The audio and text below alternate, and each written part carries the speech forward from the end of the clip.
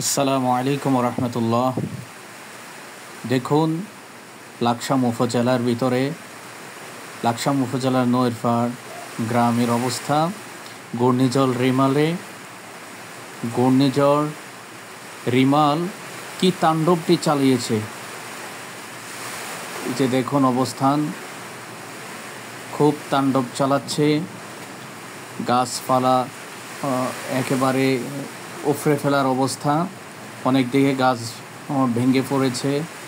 এরপরে দেখেন আপনারা, এই যে কি জোরে জোরে হাওয়া বয়ে যাইতেছে। ঘূর্ণিঝড় রিমাল অনেক তাণ্ডব চালাচ্ছে, অনেক আতঙ্ক বিরাজ করছে। তবে এর জন্য ঘূর্ণিঝড় রিমাল বলেন, সিডর বলেন, যে কোনো ঘূর্ণিঝড়ের সময় আমরা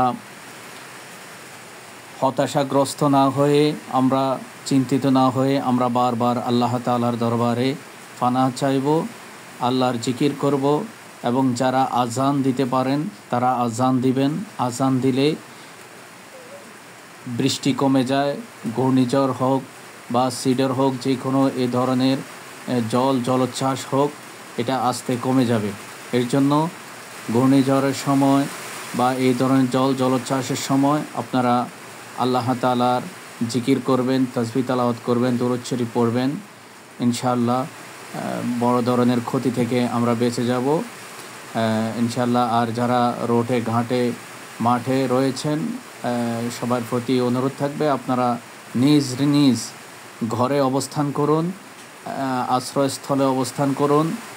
যেখানে নিরাপদ মনে করেন সেখানেই আপনারা অবস্থান করুন। তবে অবশ্যই আপনারা রোডে ঘাটে মাঠে এই সময় আপনারা থাকবেন না, কারণ ঘূর্ণিঝড় রিমালটি ভয়ঙ্কর রূপ নিয়ে এখন আমাদের স্বাধীন সোনার বাংলাদেশের উপর দিয়ে বয়ে যাচ্ছে। এই যে দেখুন গাছপালা কীভাবে একদিক থেকে অন্যদিকে হেলে পড়ে যাচ্ছে।